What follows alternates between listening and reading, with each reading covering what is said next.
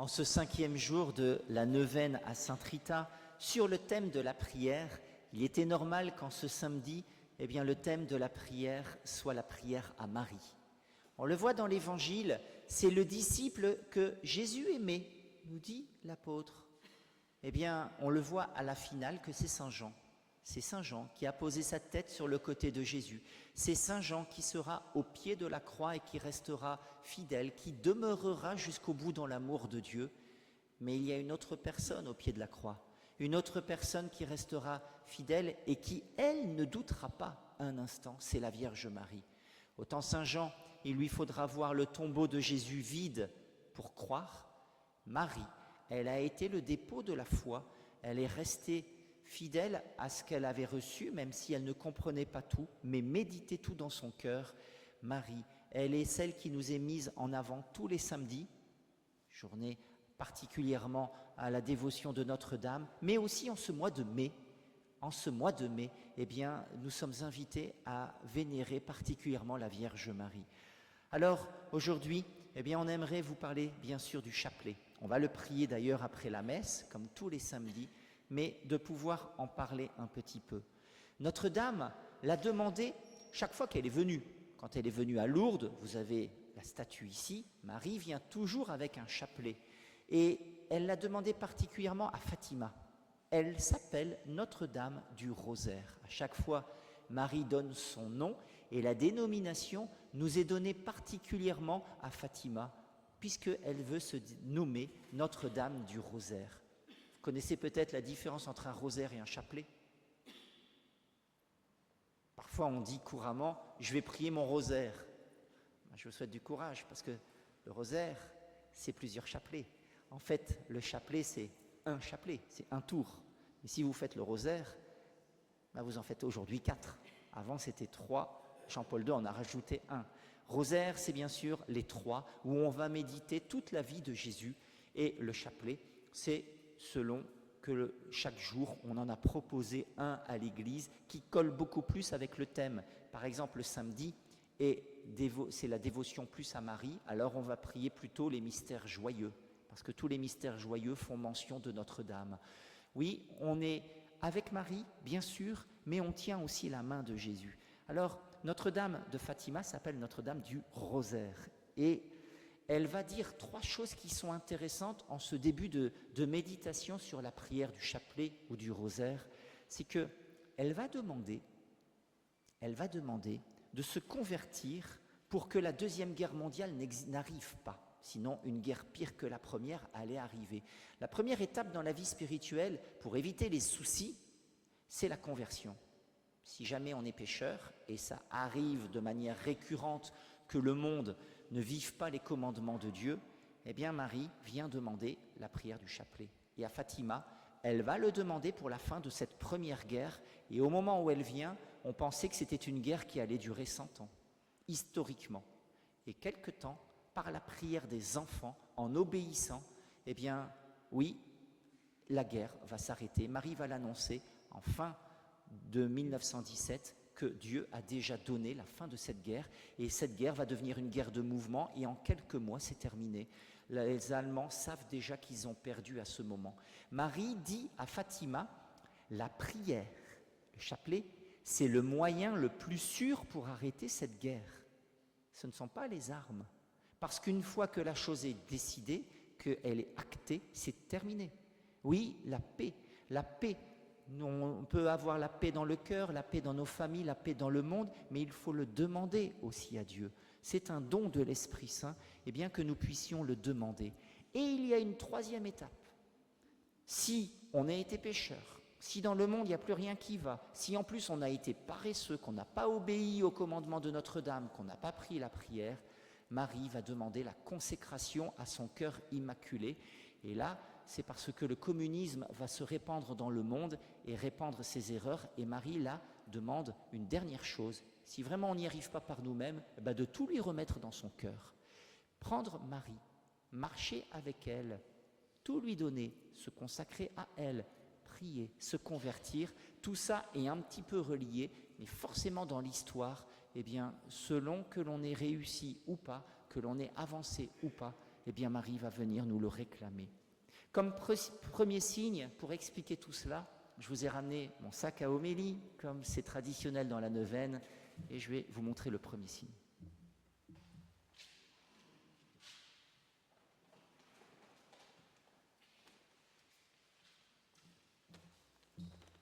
Ça reste un sac. Mais il y a beaucoup de choses. Le premier signe que je vous ai ramené pour vous parler du chapelet, c'est que je vous ai ramené une corde. Il y a une petite histoire où Saint-Pierre, au paradis, vous savez que Saint-Pierre, on le dessine toujours avec des clés, parce que Jésus a dit « Je te donne la clé du royaume, ceux à qui tu ouvriras, il sera ouvert, ceux à qui tu fermeras, il sera fermé. » Et il a donné à l'Église le pouvoir de délier des péchés et aussi d'ouvrir la porte du paradis. Et donc, Saint-Pierre veut faire le recensement du paradis pour voir combien il y en a. Il compte, et puis il se rend compte que ça ne colle pas avec la liste des entrées. Alors il fait son enquête, et il regarde, et sur les murs du paradis, alors que le soir tombe, je ne sais pas s'il y a du soir et des matins au paradis, mais c'est en tout cas la petite histoire qui le dit, eh bien il voit une corde le long du rempart, et avec une dame tout là-haut, qui fait monter les gens par cette corde un à un. Ce sont des, comment on appelle ça, des entrées illicites, je ne sais pas, comment on appelle ça, des migrants, voilà, ce sont les migrants du paradis. Et cette dame, c'est la Vierge Marie. Alors évidemment, Saint-Pierre va se fâcher, mais quand il se rend compte que c'est Notre-Dame, eh bien évidemment, il ne dit plus rien. Cette corde, dans l'histoire, c'est la corde du chapelet. C'est la corde qui nous relie au ciel. C'est la corde, eh bien, qui nous tient par la main de Marie et qui nous amène aussi jusqu'au paradis. Alors cette corde, bien sûr, elle peut nous donner le salut. Elle peut nous amener aussi, eh bien, à la guérison du cœur, à ouvrir les yeux, à être fort. On parle, et certains papes le disaient, comme l'arme la plus puissante. L'arme la plus puissante, bien sûr, pour nous donner les grâces, mais pour nous donner aussi le salut. L'arme la plus puissante contre l'ennemi, un fouet. Évidemment, cette corde peut nous procurer le salut, mais ça peut être aussi un fouet. Alors, je sais pas, c'est une corde toute gentille ici, ça fera mal à la personne. Padre Pio, à un moment, prend sa corde de capucin, et il va fouetter un paroissien. Alors lui, il lisait dans les cœurs. Moi, je ne me permettrai jamais de le faire. Il le fouette et il le chasse dehors. Et puis, l'homme est humilié, surtout que c'est Padre Pio, c'était le saint que tout le monde respectait. Et à la fin, cet homme va voir Padre Pio et lui demande « Mais pourquoi vous m'avez chassé devant tout le monde ?» Et Padre Pio va lui dire « Regarde ce que tu as dans ta poche. » Et dans sa poche, il avait écrit une lettre pour faire une demande à un tueur à gages pour tuer sa femme. Cet homme était un peu dans le déni complet, il n'était pas dans la vérité. Et Padre Pio, évidemment, il suivait ce que l'Esprit Saint lui disait. On dit qu'il lisait dans les cœurs, mais il se laissait simplement guider par l'Esprit Saint. La corde comme arme, bien sûr, de salut, mais aussi comme fouet contre l'ennemi, contre le mal. C'est à chaque fois un coup qu'il se prend dans le cœur. Toute la tradition nous le dit. Mais il y a aussi une chose que fait le chapelet, au-delà de la corde, c'est de nous aider à prier avec ferveur. Quand on le prie de manière orale, quand on le dit, on ne prie pas seulement avec son cœur, on prie aussi avec son corps. Ça aide à la ferveur. Et quand on le prie tous ensemble, il y a quelque chose qui nous aide à le prier de manière plus instante. Et le deuxième signe que j'aimerais vous donner pour le manifester, c'est un caillou. Vous savez que le roi David, quand il a dû se battre contre son ennemi, contre Goliath, il avait pris 5 cailloux. Et Goliath est mort après lequel des cailloux qu'il a lancé? Le premier. Et ce premier caillou symbolise la ferveur. Évidemment, parfois on n'est pas toujours fervent, c'est pour ça qu'il nous faut parfois 5 cailloux, c'est parfois qu'il nous faut évidemment prier plus longtemps, c'est pour ça qu'on fait aussi des neuvaines.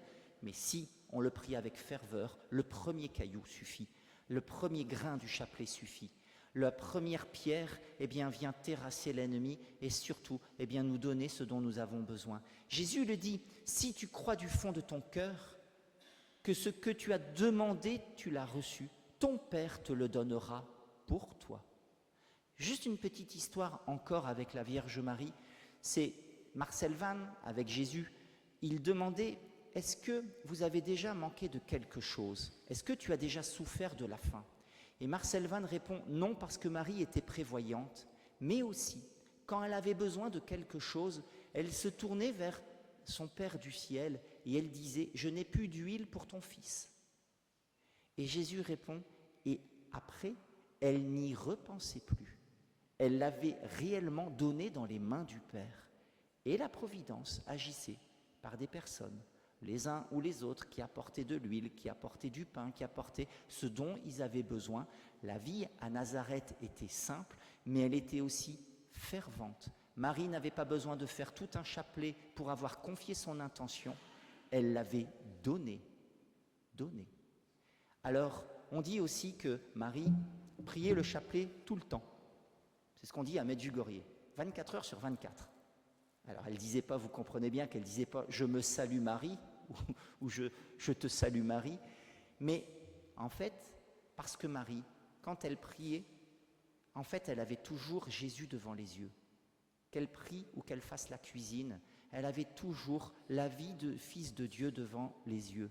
Et le chapelet, pour nous, c'est bien sûr de prier des « Je vous salue Marie », mais c'est aussi de méditer la vie de Jésus. Sur chaque dizaine, on médite un passage de la vie du Christ. C'est une prière christologique. On tient la main de Marie, mais on tourne les yeux et notre cœur vers Jésus.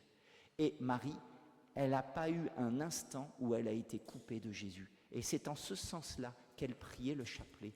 Alors que ce soit en faisant la cuisine, que ce soit en faisant le travail, ça c'était le Père Yves qui nous le présentait aussi le 3e jour de la neuvaine. Mais évidemment, le chapelet va nous aider à revenir sans cesse et sans cesse dans la prière. Et c'est pour ça que le 3e signe que je vous amène, c'est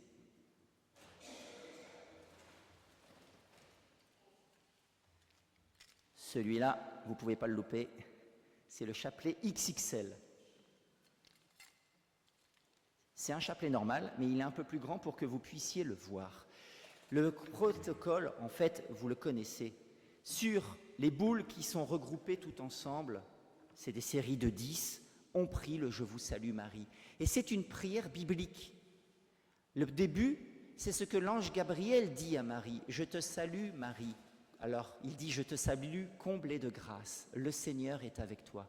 La deuxième partie, c'est ce que Élisabeth dira à Marie « Tu es bénie entre toutes les femmes, et le fruit de tes entrailles est béni ». Et la troisième partie, c'est notre prière à Marie.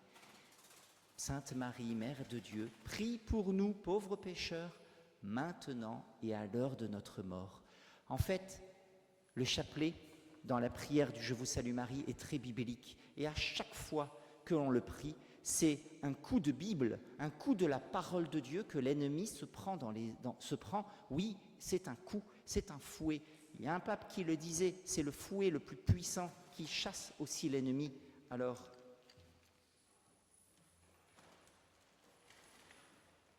dans ce sens, je vous ai ramené la Bible comme signe. Je voulais ramener, oui, que nous puissions redire ces paroles qui accomplissent le salut, à la fois dans la vie de l'humanité, par la vie de Jésus, par sa venue, mais aussi dans notre vie. Oui, à chaque fois, c'est la parole de Dieu et la volonté de Dieu que l'on demande, qui se réalise pour nous maintenant, pas hier. Hier, on ne le changera pas, et pas demain. Jésus nous demande de ne pas nous inquiéter de demain. Rien n'est écrit. Marie n'a jamais dit qu'il y aurait la Deuxième Guerre mondiale en 1917. C'était évitable. Rien n'est écrit. Le destin n'existe pas. Mais par contre, nous avons les armes pour éviter le mal dans nos vies et d'intercéder pour le monde. Et c'est dans ce sens-là que, par la prière du chapelet, oui, on se tourne par Marie vers Jésus et que tout s'accomplisse dans nos vies.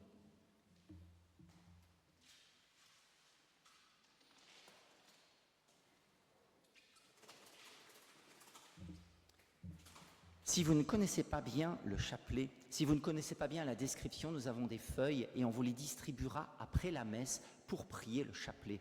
Oui, on se tourne d'abord, on fait le tour sur la croix, le credo, les boules qui sont toutes seules, le Notre Père, et les boules ensemble, le « Je vous salue Marie ». Il y a juste une subtilité, c'est qu'avant de commencer les dizaines, dit « Je vous salue Marie », eh bien, on a ce début avec 3 Je vous salue Marie qui se suivent.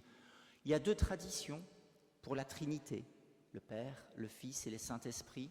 Ça peut être aussi pour les intentions du Saint-Père qu'on peut prier aussi, mais il y a aussi une fois où on peut entendre pour les 3 vertus virginales de Marie, parce qu'elle a été vierge avant la conception, pendant, c'est par la venue de l'Esprit Saint qu'elle a été la mère de Jésus, et puis après, elle est restée toute donnée et toute consacrée à Dieu.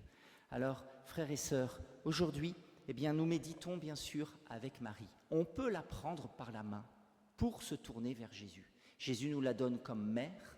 Au pied de la croix, eh bien, il va donner Marie comme mère à Saint Jean, et puis Saint Jean va la recevoir comme mère, et Marie va le recevoir comme son fils. Mais à travers lui, c'est chacun d'entre nous.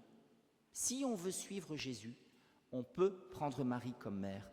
On peut aussi se consacrer à elle, prier le chapelet, essayer de se convertir. 3 actes qui sont reliés pour que notre vie soit divine et soit pleine de lumière.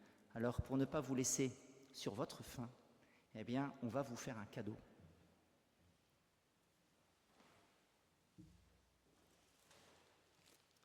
On ne va pas vous donner le grand chapelet, vous aurez du mal à le mettre dans votre poche, mais on va vous donner des chapelets fluorescents.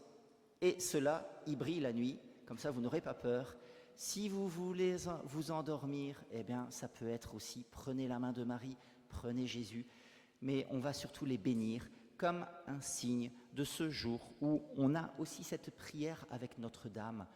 On peut se confier à elle, se consacrer à elle, prier avec elle et tourner les yeux vers Jésus. C'est le moyen le plus sûr pour la sainteté, disait Louis-Marie Grignon de Montfort. Oui, on peut essayer d'arriver à la sainteté par ses propres moyens, par ses propres forces, comme un sculpteur qui va taper dans le marbre, mais parfois on va perdre un petit morceau du nez, on va perdre un petit bout d'oreille. La sainteté, parfois on est tombé aussi dans le péché. Oui, la consécration à Marie, la prière avec Marie, c'est comme le moule. Marie, elle a formé Jésus. Maintenant, un moule peut reproduire la forme autant de fois qu'on le veut. Ses enfants peuvent devenir des saints, des petits Christ, des petits chrétiens, autant de fois que Notre-Dame, on le lui demandera. On va vous les distribuer, je vais les bénir, et vous garderez les sachets, vous les rendrez après, mais voilà, que la Vierge Marie soit avec vous, vous accompagne sur votre chemin de sainteté et de prière.